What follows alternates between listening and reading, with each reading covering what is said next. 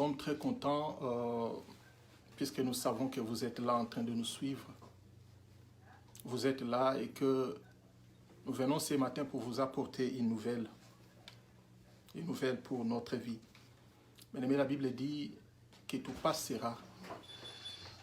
Même les ciels et la terre passeront, mais la parole de Dieu ne passera pas. Et ça, c'est Jésus lui-même qui l'a dit. Voilà pourquoi ce matin, puisque nous a donné ce souffle de vie, nous venons par devers vous pour vous apporter cette bonne nouvelle. Nous sommes bien aimés là au lendemain de la résurrection de Jésus-Christ. Et le thème d'aujourd'hui est intitulé, n'est-ce pas, « Il y a une meilleure place pour ceux qui ont la foi en Jésus-Christ ». Il y a une meilleure place pour ceux qui ont la foi en Jésus-Christ. Et le thème d'aujourd'hui est tiré du livre de Jean 14, 1 à 3. Nous lisons au nom de Dieu. « Que votre cœur ne se trouble point. Croyez en moi, croyez en Dieu et croyez en moi. Il y a plusieurs demeures dans la maison de mon Père. Si cela n'était pas, je vous l'aurais dit, je vais vous préparer une place. Et lorsque je m'en serai allé et que je vous aurai préparé une place, je reviendrai et je vous prendrai avec moi, afin que là où je suis, vous y soyez aussi. » Ça, c'est la parole de l'Éternel, notre Dieu. Tel que nous l'avons dit, nous sommes là, n'est-ce pas, après la résurrection de Jésus-Christ. Jésus-Christ fut ressuscité après sa mort, 3 jours après. Souvenons-nous, n'est-ce pas, de cette discussion qu'il y a eu entre Jésus-Christ et les Juifs. Lorsque Jésus dit, détruisez ces temples et vous verrez si je ne les relèverai pas dans 3 jours. Les Juifs se sont insurgés contre lui pour dire que ces temples dont nous avons eu au moins 46 ans pour pouvoir les bâtir. Et comment peut-il dire qu'en 3 jours, si nous les détruisons aujourd'hui, tu les relèveras? Les Juifs n'avaient pas compris parce que Jésus-Christ parlait de son corps. Il parlait des temples qui étaient, n'est-ce pas, son corps. Et 3 jours après, ce qui est certes, Jésus-Christ est ressuscité. Il est apparu à plusieurs personnes. Dans le chemin d'Emmaüs, il est apparu à 2 de ses disciples. Mais finalement, il s'est montré, n'est-ce pas, aux 12. Tous ses disciples l'ont vu. Et là, ils étaient dans la joie parce que le Christ, qui était leur homme fort, est revenu à la vie. Parce que c'est lui qui était, n'est-ce pas, comme leur général d'armée est revenu. Laissez-moi vous dire, bien aimé, que lorsque les Juifs ont crucifié Jésus, tous ses disciples étaient dans la paix. Ils se sont casernés dans la maison. Parce qu'ils se disaient que notre maître est parti. Peut-être que ces Juifs peuvent encore être en notre recherche pour nous tuer. Et lorsque Jésus-Christ ressuscite, c'est pratiquement un espoir qui renaît dans le cœur de ses disciples. Mais la chose la plus curieuse, c'est que Jésus leur dit, au lieu de rester ensemble avec eux, il va leur dire que je vais partir. Et voilà encore une paix qui renaît dans le cœur de tous ses disciples. Bien-aimé, Jésus-Christ devait partir. Mais partir où? Il devait partir pour préparer une meilleure place pour tous ceux et celles qui croient en lui. Pour tous ceux et celles qui croient en sa parole. Afin que là où Jésus-Christ vivrait, que tous ses disciples y vivent aussi. Voilà pourquoi il leur dit que votre cœur ne se trouble point. Parce que cette nouvelle était comme une bombe qui était tombée et qui a dévasté le cœur, qui a dévasté même, n'est-ce pas, la paix de ses disciples. Et Jésus-Christ leur dit que vos cœurs ne se troublent point. Bien-aimé, aujourd'hui, Jésus veut aussi te le dire, que ton cœur ne se trouble point. Crois en Dieu et crois en lui aussi. Parce que toutes les promesses qu'il a eu à faire, ces promesses se réalisent toujours. Et même si tu n'as pas encore vu, je ne sais pas quelle promesse Dieu t'a fait. Je ne sais pas quelle promesse, qu'est-ce que vous vous êtes parlé avec Dieu. Et moi, je vais te dire ce matin, bien-aimé, que même si ces promesses ne se sont pas encore réalisées, parce que tu es chrétien, marche avec la foi, sache que ces promesses s'accompliront toujours. Il dit dans le verset 2, il dit ceci, « Il y a plusieurs demeures dans la maison de mon Père. » Il dit, « Si cela n'était pas, je vous l'aurais dit. » S'il n'y avait pas de place pour nous dans la maison de Dieu, s'il n'y avait pas plusieurs places pour nous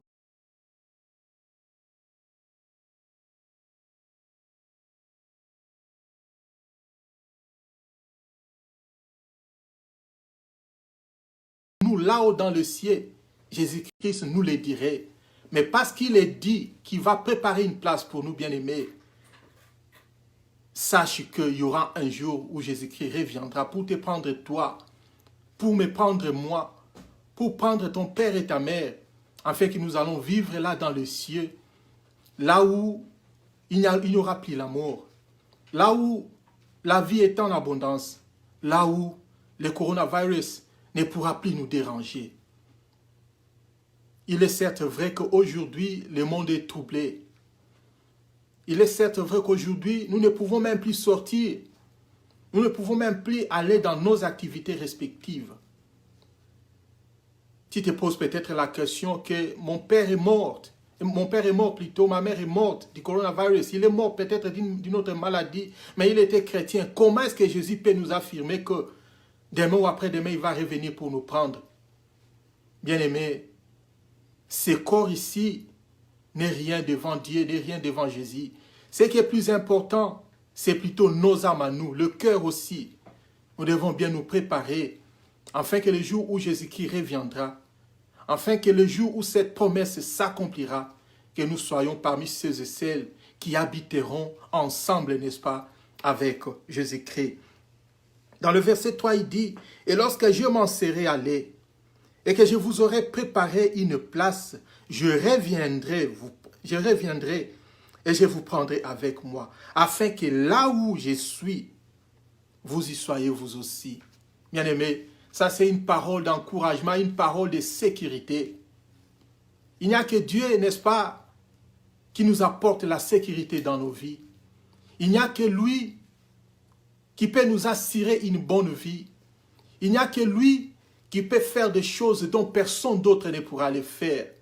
Croyons en Dieu et croyons aussi en Jésus. Tout ce que Jésus a déjà dit, c'est déjà accompli. Il n'y a aucune promesse dont Jésus-Christ a fait à ses peuples et qu'elle ne s'est pas accomplie.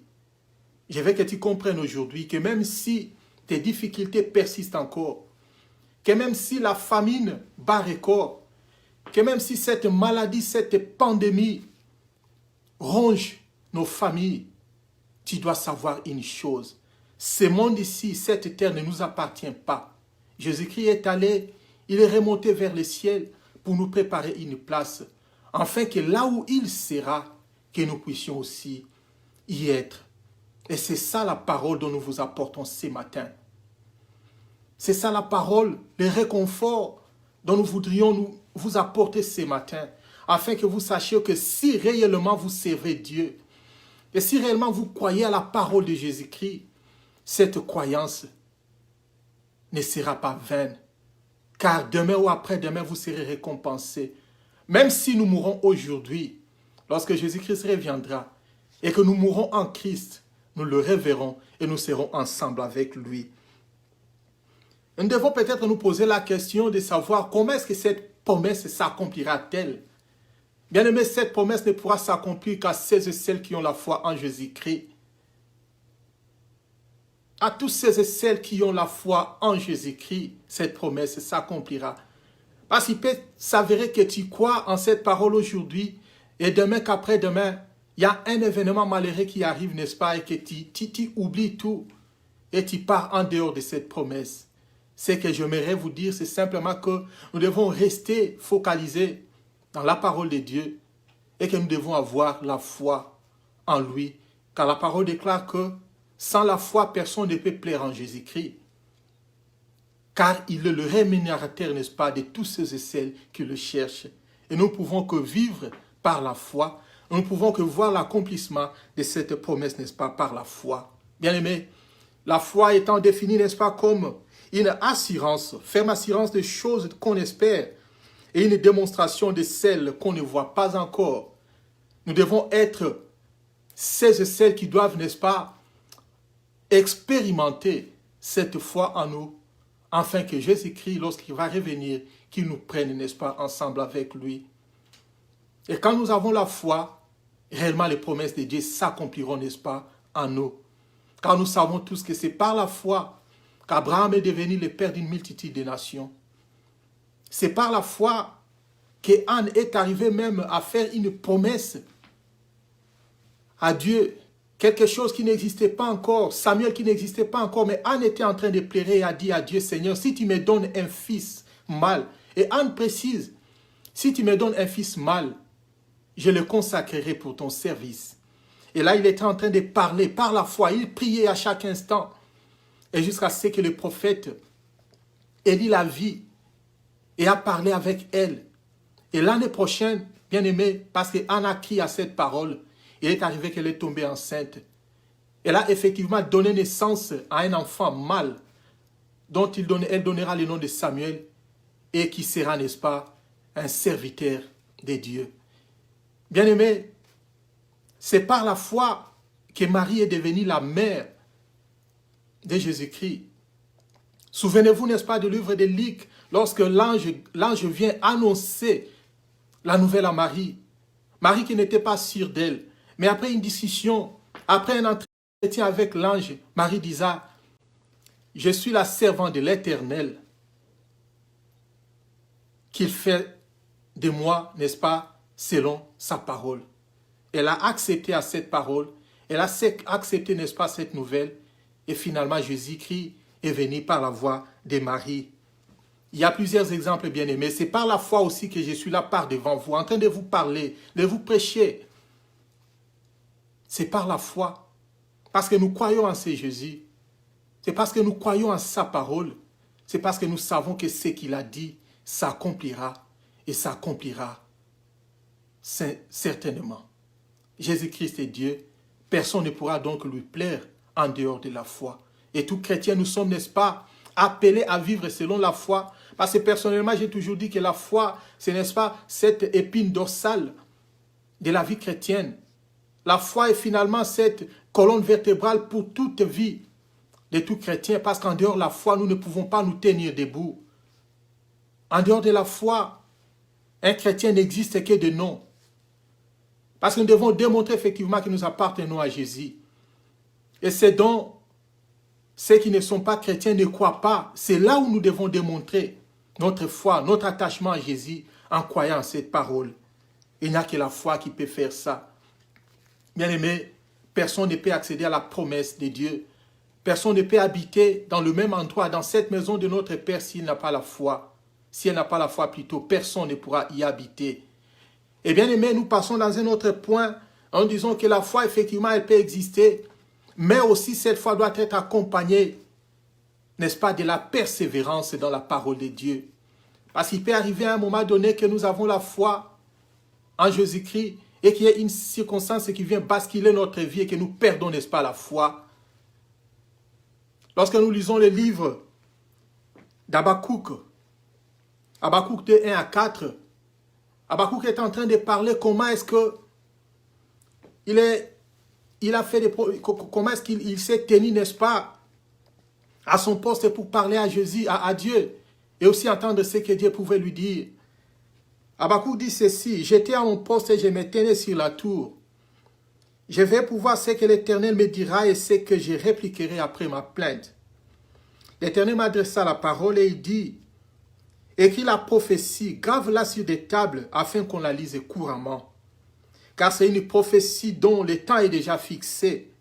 Elle marche vers son terme et elle ne mentira pas. Si elle tarde, attends-la, car elle s'accomplira et elle s'accomplira certainement. » Bien-aimé, Dieu dit que même si une promesse tarde, elle va toujours s'accomplir. Peut-être que les gens peuvent te demander, peuvent te dire, mais Jésus-Christ a dit qu'il reviendra, il reviendra bientôt. Ça fait plus de 2000 ans qu'il n'est pas revenu, bien-aimé. Je vais te dire une chose aujourd'hui, que cette promesse de la venue de Jésus-Christ, du retour de Jésus-Christ, s'accomplira.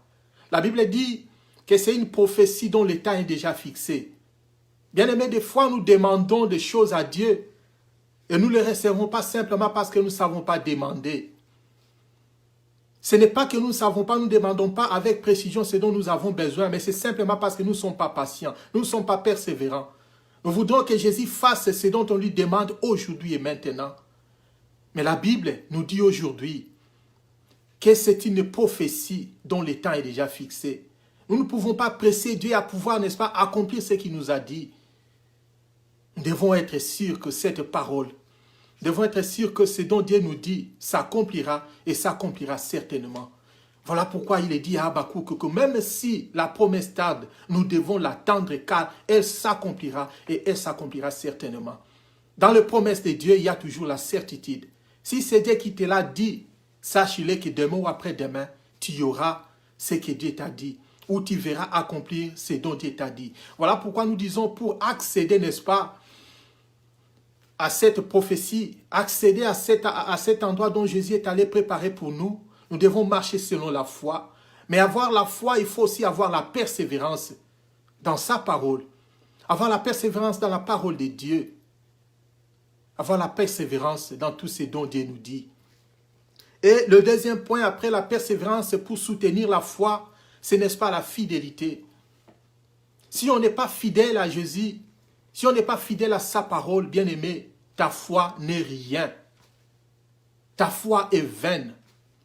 Voilà pourquoi, bien-aimé, lorsque nous lisons le livre de Job 1, 17 à 22, il est écrit ceci. Il parlait encore lorsqu'un autre vint et dit, « Des Chaldéens formés en 3 bandes se sont jetés sur le chameau, les ont enlevés et ont passé les serviteurs au fil de l'épée. Et je me suis échappé moi seul pour t'en apporter la nouvelle. »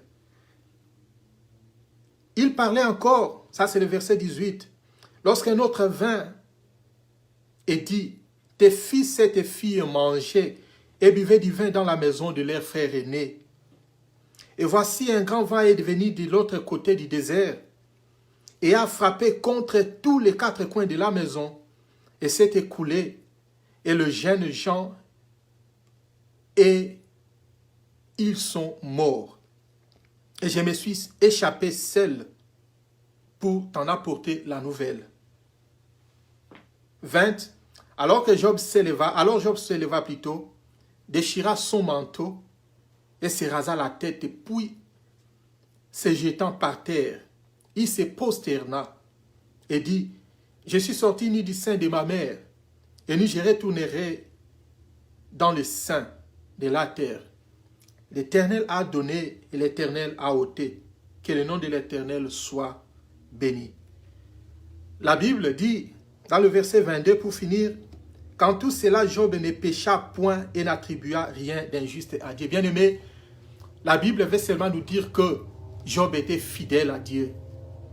Job était quelqu'un qui avait beaucoup de présents, il avait assez de biens, il avait la richesse.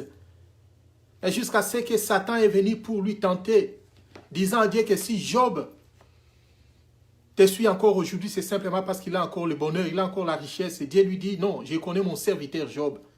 Ce n'est pas pour ses biens qu'il m'adore encore. Et voilà, Satan est venu pour lui ravir de tous ses biens. Job a connu les malheurs. Il a connu assez d'histoires, de mauvaises histoires. Mais la Bible dit que dans tout cela, Job est resté fidèle. Il est resté fidèle à Dieu parce qu'il n'a rien attribué, n'est-ce pas, de mal à ces dieux-là.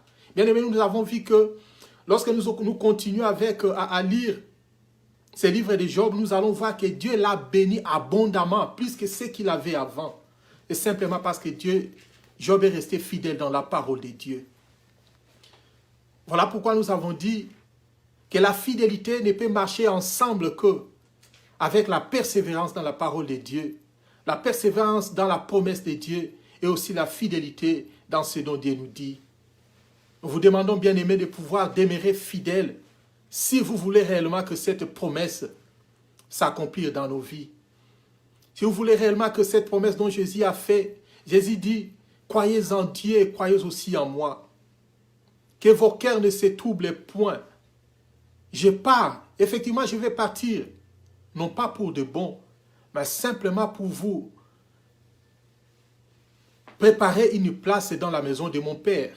Parce que là, il y a assez de place. Et je veux que là où je suis, vous y serez vous aussi. Je veux que là où je suis, vous y soyez vous aussi. Dieu veut garder notre sécurité. Il veut assurer nos vies. Bien-aimé, quelle est ta position aujourd'hui? Je ne sais pas la plus grande promesse que Dieu t'a faite dans ta vie. Peut-être le mariage. Peut-être les enfants. Peut-être le bonheur. Et que jusque-là, rien n'est accompli. Et je vais simplement te réconforter aujourd'hui en te disant que Jésus veut que là où il sera, que nous soyons. Voilà pourquoi nous avons intitulé ce thème, n'est-ce pas? Il y a encore une meilleure place pour ceux qui ont la foi en Jésus-Christ. Je veux que tu aies la foi aujourd'hui ce matin. Je veux que tu essaies un peu de t'examiner. Nous savons que Jésus a fait, tu as peut-être des promesses que Dieu t'a faites et que jusque-là, rien n'est accompli. Mais Dieu dit, c'est une prophétie dont le temps est déjà fixé. Peut-être demain, peut-être après cette ère ici, peut-être après demain, peut-être dans 10 ou 20 ans. Et je veux que tu restes fidèle à ces dieux. Je veux que tu restes fidèle à cette parole et tu verras effectivement l'accomplissement de la parole de Dieu. Tu verras effectivement l'accomplissement de la promesse de Dieu dans ta vie. Dieu t'a fait des promesses qui ne sont pas accomplies. Aujourd'hui, il vient encore confirmer pour te dire qu'il ne craint rien. Cette promesse qu'il t'a dit, il a déjà fixé son cours normal. Il a déjà fixé son temps. Demain ou après-demain, cette promesse s'accomplira. Mais pour que cette promesse s'accomplisse, tu dois avoir la foi en Jésus-Christ. Tu dois avoir la foi en lui. Et pour soutenir cette foi, je veux que tu sois persévérant ou persévérante dans la parole de Dieu. Je veux que tu sois fidèle dans ce dont Dieu te dit. Et tu verras que cette promesse-là s'accomplira. Et tu verras que dans les temps à venir, tu vivras ensemble dans le paradis, dans un monde où il n'y aura plus de souffrance, dans un monde où il n'y aura plus de maladie, dans un monde où il n'y aura plus, n'est-ce pas, de la famine. Et tout sera bien pour nous. Que Dieu vous bénisse pour sa parole.